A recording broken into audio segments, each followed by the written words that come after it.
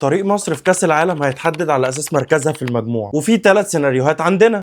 السيناريو الأول وده الأحسن لينا لو صعدنا أول للمجموعة، وقتها الأكبر والأكتر احتمال إن احنا نقابل ثالث المجموعة الأولى يا تشيك يا جنوب أفريقيا. يجي بعدها كاحتمال تاني ثالث المجموعة الثامنة، يعني يا كاب فيردي يا الأوروجواي، وفي احتمال بسيط السعودية، وبعدها احتمال ثالث وبنسبة أقل ثالث المجموعة العشر، يعني يا جزائر يا نمسا. باختصار وبترتيب احتمال نقابل المنتخبات دي: تشيك جنوب أفريقيا، كاب فيردي أوروجواي، جزائر ونمسا. اما عن السيناريو الثاني ده ما فيهوش عك كتير، لو صعدت مركز تاني هتقابل وصيف مجموعه امريكا، في ماتش بين استراليا وباراجواي هتقابل الكسبان منهم. السيناريو المرعب هو السيناريو الثالث، لو انت صعدت من احسن توالد قدامك احتمالين، الاكبر والاقرب اننا نلبس في متصدر مجموعه كندا وسويسرا، والاحتمال الاقل اللي ربنا يبعدنا عنه تلبس في راس الغول يا فرنسا يا النرويج. من الاخر الصداره افضل حاجه، ومعلش انت بتلعب في كاس العالم ما ينفعش تحسب هتلاعب مين، بس لو هنحسب اتمنى تشيك. اعمل سيف وقول لي في الكومنتات تتمنى انت تقابل مين.